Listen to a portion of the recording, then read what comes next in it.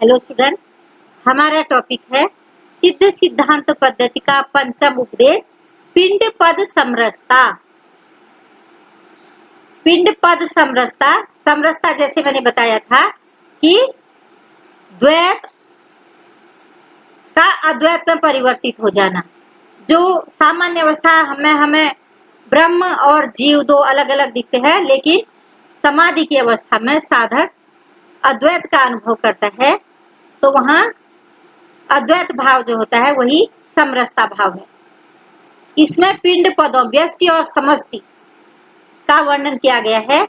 कहा गया है कि योगी को कुंडलिनी को सहस्रार में निपात करना चाहिए, मतलब सहस्रार पर उसको ले जाना चाहिए।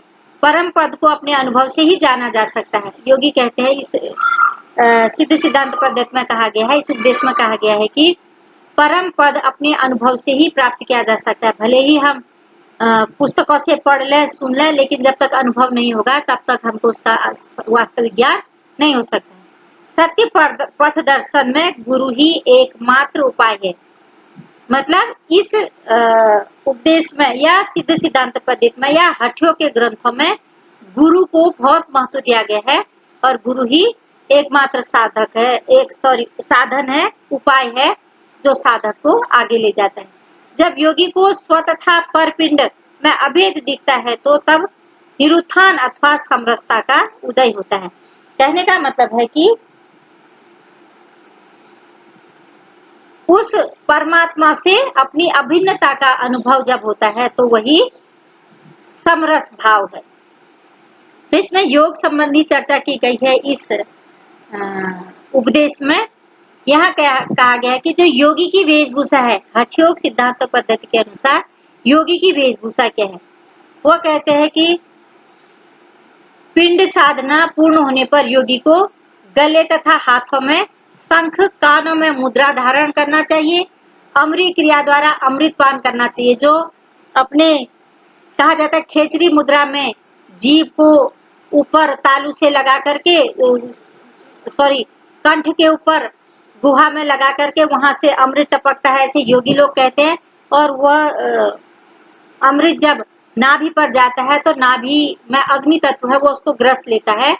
तो इसलिए योगी उसको नीचे नहीं गिरने देता है, नाभि तक नहीं होने देता है, उसको अधोरोहण नहीं होने देता है, उसका पान वह जीभ से उसका पान करता है। तो यहाँ पर यही कहा गया है कि अमृत क्रिया द्वारा साधक अमृत पान करना चाहिए, उसको ये करता है जो इसकी साधना करता है। और आसन प्राणायाम से उत्पन्न पसीने को शरीर पर मलना चाहिए, ये उपदेश दिया गया है। एकांतवास में गुरु दीक्षा के अनेक रूप, जो गुरु जिन कार्यों को निर्दिष्ट करता है उनको करना चाहिए। तीव्र शंखनाद कौपीन करना चाहिए तथा कौपीन और पैरों में खड़ाऊ पहनने चाहिए। पहनने के लिए धोती, ओढ़ने बिछाने के लिए कंबल या धूप तथा वर्षा से बचने के लिए छाता का उपयोग करना चाहिए। अपनी रक्षा हेतु जैसे जीव जंतुओं से अपनी रक्षा के लिए बैत रखना चाहिए। कमंडलू पानी के लिए, शरीर पर नरम तथा भस्म तथा तिलक लगाना चाहिए। ये हठ योगी सिद्ध सिद्धांत पद्धति का जो हठ योगी है, ये उसकी वेशभूषा है, या उसके लिए ये अनिवार्यता है, आवश्यकता है। गुरु को वंदन कर साधना में आगे बढ़ना चाहिए। इस प्रकार योग साधना करने से अणिमा आदि 8 प्रकार की जो सिद्धियां होती हैं, प्राप्त होती है, उनके अतिरिक्त अन्य सिद्धियां भी प्राप्त होती है। जैसे शरीर में हल्कापन है, शरीर को बड़ा करने की शक्ति है, और आकाश गमन की शक्ति है। अनेक प्रकार की शक्तियां जो है, वो सिद्धियां शक्तियां इस साधना से प्राप्त होती हैं। कर्म के प्रकार, कर्म के 3 प्रकार बताए गए हैं। निकृष्ट कर्म जो जीवन यापन हेतु किए जाते हैं, उत्कृष्ट कर्म जो पुण्य कर्म के लिए किए जाते हैं, और जो स्वधर्म कर्म है वो ऐहिक फल की इच्छा के बिना किए जाते हैं। अतः इसी मत का समर्थन कर मोक्ष पद योग मार्ग को ही श्रेष्ठ माना गया है। तो इसमें भी सिद्ध सिद्धांत पद्धति में भी 3 प्रकार के कर्म करते हुए जो स्वधर्म कर्म है, उस स्वधर्म कर्म को ही या योग कर्म को ही उत्कृष्ट माना गया है। फिर इसमें बताया गया कि योग का अर्थ क्या है। सामान्य अवस्था में योग का अर्थ आत्मा से परमात्मा से मिलना, ये योग कहा गया है।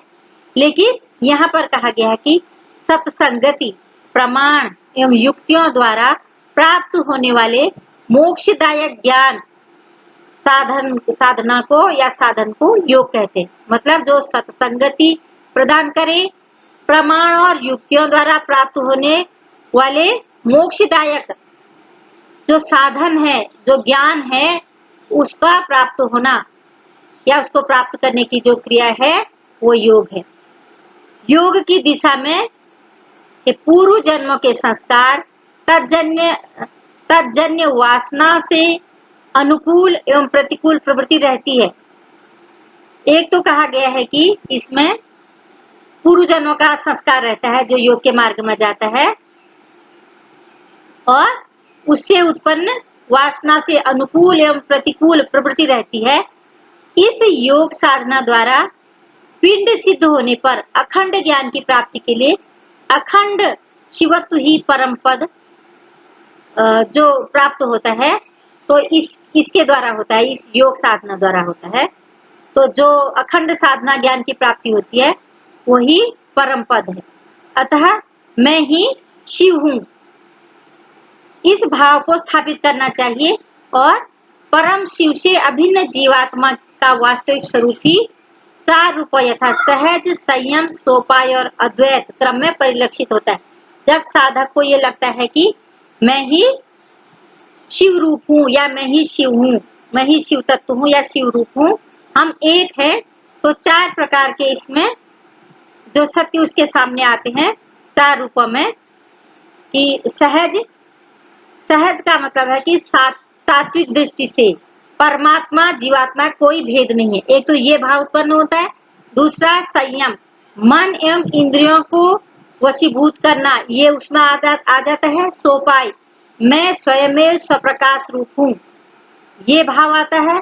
अद्वैत, कर्ता भोक्ता रहित निरुत्थान भाव से परमात्मा स्वरूप में तृप्त रहना, सदगुरु की सेवा में रहना, इससे जो परम ज्ञान प्राप्त होता है। तो जो साधक समरसता को प्राप्त करता है, ये चार प्रकार का ज्ञान उसमें होता है।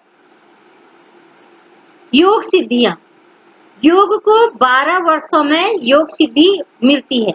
सिद्धि सिद्धांत पद्धति कहती है कि अगर साधक 12 वर्षों तक साधना करे तब उसको उसका फल मिलता है। तो इसका वर्णन किया गया है। प्रथम वर्ष शरीर से मलों का निष्कासन होता है। द्वितीय वर्ष सभी भाषाओं को बोलने की शक्ति आती है। तृतीय वर्ष द्वंद्वों से उपरत दूर श्रवण की शक्ति आती है।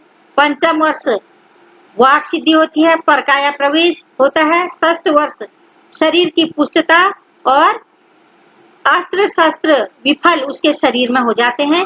सप्तम वर्ष धरती से ऊपर उठने की शक्ति और दूर दृष्टि की क्षमता आ जाती है। 8वें वर्ष में अणिमादि सिद्धियों की प्राप्ति होती है। 9वें वर्ष में उसमें आकाश में उड़ना, उसका शरीर जो होता है वो वज्रकाय होने लगता है, आकाश में उड़ने की शक्ति आती है और सभी दिशाओं में गमन करने की शक्ति आती है।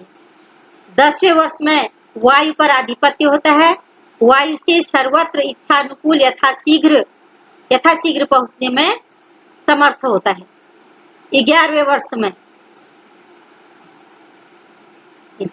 पूर्ण सर्वज्ञ एवं समस्त सिद्धियों का स्वामी होता है और 12 वर्ष में शिव के सदृश जगत सृष्टि तथा संहार करने में समर्थ हो जाता है। तो ये 12 वर्ष की उसकी साधना है। इस प्रकार गुरु के शरणागत होकर साधना करने वाला साधक सिद्ध रूप बन जाता है। इस योग ज्ञान में गुरु परंपरा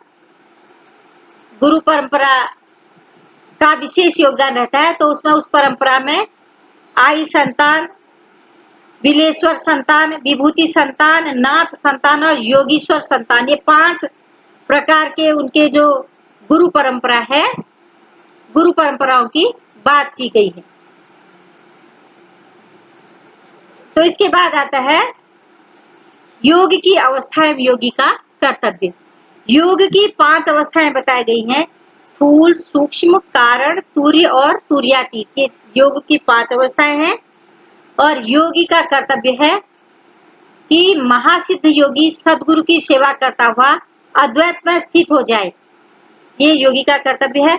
परम पद पाने के लिए उसके लिए कोई बंधन नहीं रह जाता है। तो जब वह गुरु की सेवा करता है, गुरु के अनुसार चलता है और अद्वैत भाव में स्थित जब होने का वह लक्ष्य रखता है, कर्तव्य भाव रखता है, तो तब उसके लिए कोई भी बंधन नहीं रह जाता है। धन्यवाद।